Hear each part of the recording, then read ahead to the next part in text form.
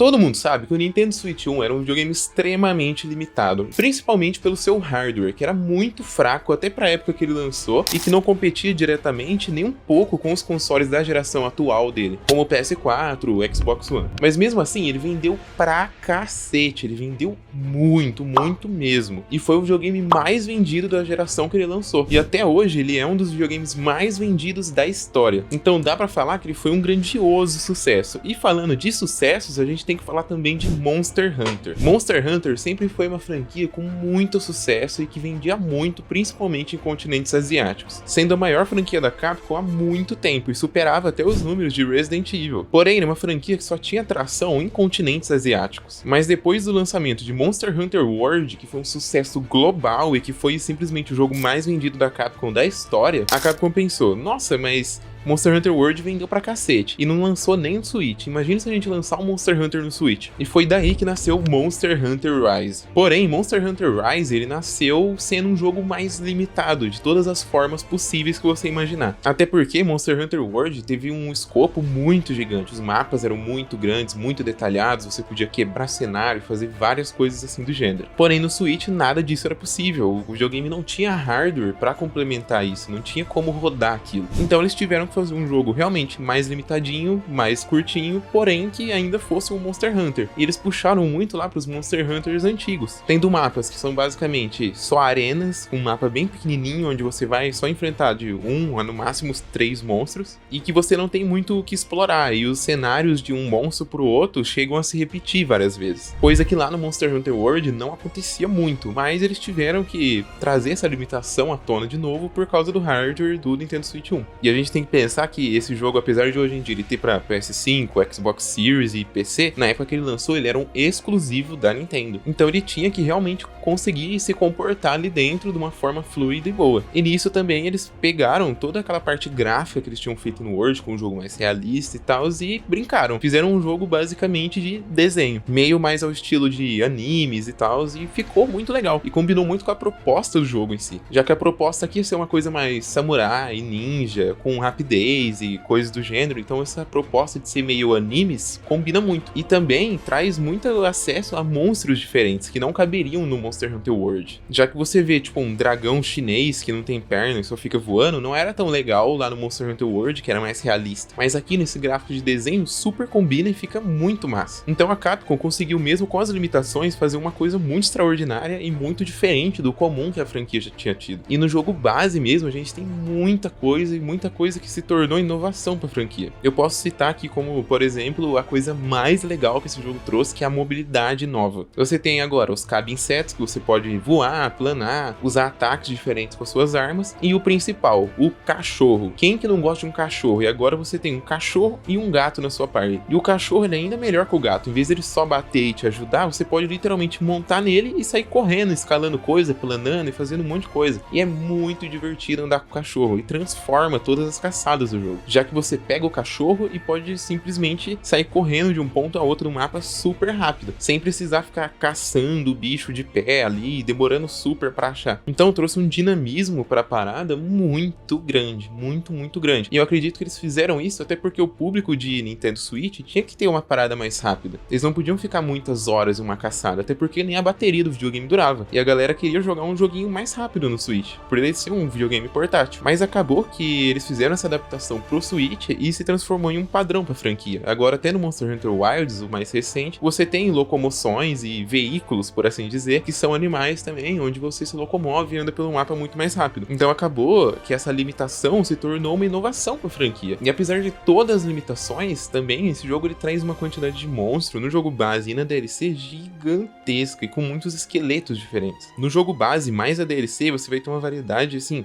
gigante de bichos. Você vai enfrentar caranguejo, dragão, dinossauro, tamanduá, sapo que luta karatê, galinha, tudo quanto é bicho diferente que você imaginar, você vai enfrentar. Até cobra, meio lagarto, centopeia, uns bichos muito doidos. E acaba que a longo prazo tem muito mais variedade de inimigos e coisas a se fazer do que o próprio Monster Hunter World e até do Wilds, que é o lançamento mais atual. Você não tem muito bicho que se parece um com o outro, porque todos eles têm esqueletos muito diferentes e movesets muito diferentes. Então você enfrentar um caranguejo, um dragão e um dinossauro são lutas completamente diferentes. Diferente de você enfrentar 3 dragões, que apesar de serem 3 dragões completamente diferentes, ainda assim são 3 dragões. E dragões, por ser dragões, vão fazer coisas padrões, como voar, atacar fogo ou coisas do tipo. Então essa é uma variedade que agrega muito, e o próprio jogo base em si tem uma variedade muito grande, e tem bichos muito fenomenais, como o Valstrax, que é um dragão foguete, tá ligado? Muito foda, e que eu acho que não combinaria com a proposta de Monster Hunter atual, assim, onde é muito realista. Seria estranho ver um dragão que é um foguete. E falando já sobre o endgame também, que é uma das coisas que mais interessam quem vai jogar Monster Hunter, o endgame do jogo base, ele é muito legal, tem bastante coisa pra se fazer, mas onde o jogo realmente brilha muito é no endgame da DLC, Sunbreak, onde você tem uma quantidade de conteúdo exorbitante e tem muita coisa pra fazer, e muito conteúdo que é realmente difícil, que você vai penar pra fazer. Você vai ter que montar uma boa build, aprender a realmente jogar o jogo pra estar ali fazendo ele. E como endgame, ele tem simplesmente o melhor endgame da franquia Monster Hunter toda, em quesito quantidade e qualidade. Você tem realmente muito bicho novo que você só descobre e só começa a poder caçar depois que você entra no endgame da DLC e do jogo base também, e todos os bichos são meio que builds a se fazer, sabe? Você não tem uma limitação de build, igual você tinha lá no Monster Hunter World, onde você enfrentava o Fatalis, a armadura e a arma do Fatalis eram só as melhores do jogo e ponto final, não tinha o que competir com elas, elas eram só muito roubadas. E em Rise não, você vai conseguir caçar todos os monstros e montar a build da forma que você quiser. Ah, você quer uma build de tal jeito,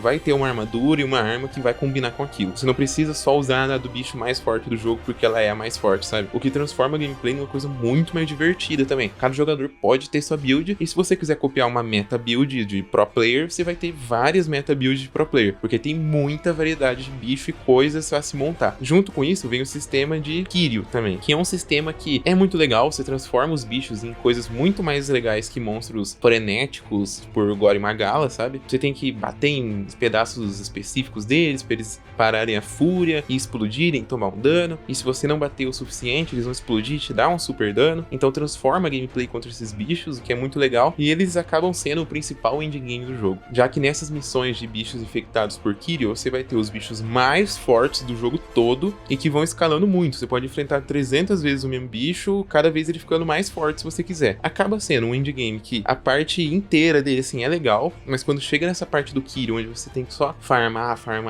o mesmo bicho, é muito maçante, muito chato. Eu não fiz, a maioria dos jogadores não fizeram, e você pode pular. Mas se você quiser ter 1 milhão de horas no jogo, você pode fazer isso aí por 1 milhão de horas também. O jogo te permite essa possibilidade. Então esse é um dos pontos super negativos de Monster Hunter Rise. Apesar dele ter inventado um sistema legal com essa parada de Kiryu, ainda assim não ficou tão legal. Outra coisa muito negativa também é o sistema de frenesi do jogo base, onde você tem que fazer tipo uns tower defense, assim, com os monstros e ficar matando, e é chato pra caralho. É um sistema que não vingou, não veio pra outros jogos, e no próprio Monster Hunter Rise ele foi descontinuado. Quando você chega na DLC, nem os upgrades de frenesi tem mais, eles só cancelam tudo e ó, finge que não existiu. Então eu acabo fingindo que não existiu também, eu faço só as missões urgentes principais lá pra você progredir a história e ponto final, acabou. E eu também não aconselho ninguém a fazer isso, porque é muito chato, é muito maçante, são todos iguais. Porém, mesmo eu odiando o sistema de frenesi, sendo muito chato, ainda é um sistema que eu vejo muito potencial. Eu acho que a Capcom poderia trazer isso até no Monster Hunter Wilds, uma futura DLC, de uma forma que seja realmente legal, pra você enfrentar alguns monstros que são colossais ou coisas do tipo, que você tenha que se juntar com outros jogadores pra defender uma parada, porém trazer isso pra gameplay do jogo de Monster Hunter, porque a partir do momento que você coloca só pra você ficar numa torrezinha dando tirinho, não é mais Monster Hunter, não tem mais a complexidade do jogo, a complexidade de você fazer uma build, de você masterizar uma arma. Então se eles conseguirem mesclar isso em algum monstro, por exemplo, você consegue colocar os NPCzinhos pra te ajudar e tal, colocar algum player numa torreta, mas aí é pra enfrentar tipo um big monstro e, sei lá, fazer alguma coisa assim. É um sistema que eu vejo potencial, porém eu acredito que a Capcom só nunca mais vai fazer, porque ele foi muito odiado no lançamento desse jogo e ele é muito odiado até hoje. Outro sistema que é muito odiado pela comunidade, e eu não entendo muito o porquê, é o sistema de espíripássaros. Nesse jogo você não come a comida e fica com mais HP e ponto final. Você come a comida, sobe um pouquinho de HP, mas durante a caçada você tem que procurar os espíripássaros, onde eles vão te dar buffs de dano, armadura, vida, estamina, e você tem que coletar eles andando. Conforme você vai com o cachorro e vai pegando a manha, você consegue, tipo, no caminho pro bicho, pegar todos e ficar super roubado. Então eu não vejo por que reclamar desse sistema. É um sistema meio chatinho às vezes?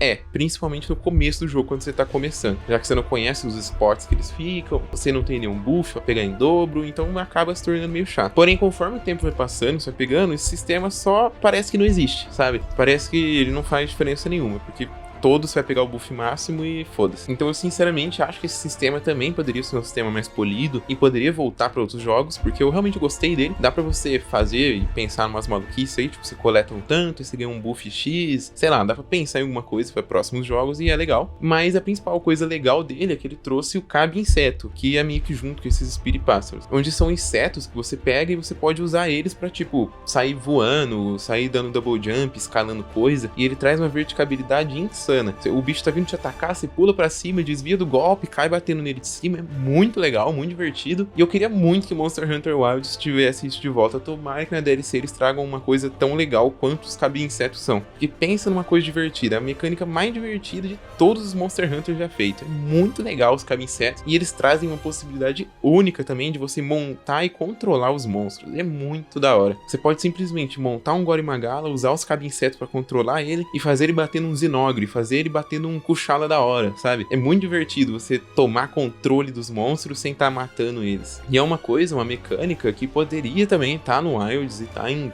todos os jogos futuros de Monster Hunter, sabe? É muito legal. Porra, traz uma mecânica muito divertida, realmente. É muito satisfatório você montar um monstro e regaçar o outro monstro com ele. Porque os monstros batem doído, filho. Eles ajudam muito nas batalhas quando você monta eles. E eles realmente arrebentam, taca no chão, corta rabo, faz tudo. É muito louco. Então, no fim, eu acho que Monster Hunter Rise, ele é simplesmente o melhor Monster Hunter da nova geração. Ele é melhor que o World e é melhor que o Wilds. Ele é muito completo. Eu acredito que o Wilds vai se tornar o melhor Monster Hunter depois da DLC gigante dele, porém o Rise, ele é completamente, assim, avassaladoramente melhor que o World, sabe? Ele tem um endgame melhor, tem uma quantidade de bicho mais diversa e mais interessante. Pô, eu não aguentava mais no World só enfrentar dinossauro e dragão ancião, cara, só tem dinossauro e dragão ancião lá, é muito chato. Então essa variedade enorme de bicho e de gameplay também, os Cabe Insetos, eles trazem uma variedade muito grande para as armas, você tem ataques que nunca teriam em nenhum outro Monster Hunter com ele. Você pode simplesmente pegar o Transmachado e sair girando, assim, com o Cabe Inseto, é muito louco, tem muito ataque assim, e assim, eu realmente quero muito ver os Cabe Insetos de novo em algum lugar. E tem uma DLC que é simplesmente gigantesca, é muito forte a DLC, é realmente muito grande, traz muito conteúdo e vale a pena cada centavinho que você gastar nela. Você consegue comprar Monster Hunter Rise hoje em dia com uma expansão por tipo 40, 60 conto, depende da plataforma que você for jogar. E é conteúdo para no mínimo umas 90 horas de jogo. Se você jogar meio que só as coisas principais e não fazer nada demais, não farmar muito. No mínimo, 90 horinha muito divertida, muito boa. E eu cravo aqui, é o melhor Monster Hunter da nova geração e um dos melhores Monster Hunters da história. Provavelmente ele só perde aí pro Generations, que é realmente muito foda e tem uma variedade de bicho muito insana. Mas comenta aí, você acha que Monster Hunter Rise é o melhor Monster Hunter da nova geração e é o melhor Monster Hunter de todos? Ou ele é simplesmente um Monster Hunter ruinzinho e que as limitações limitaram você de jogar ele? Deixa um like, se inscreve no canal e regaça nos comentários aí que eu gosto de conversar com vocês, eu respondo todos os comentários e toda sexta-feira tem vídeo novo nessa bagaça, seja de Monster Hunter ou de qualquer outra coisa que eu queira falar. Então se inscreve aí e não perde nenhum conteúdo. Até o próximo vídeo.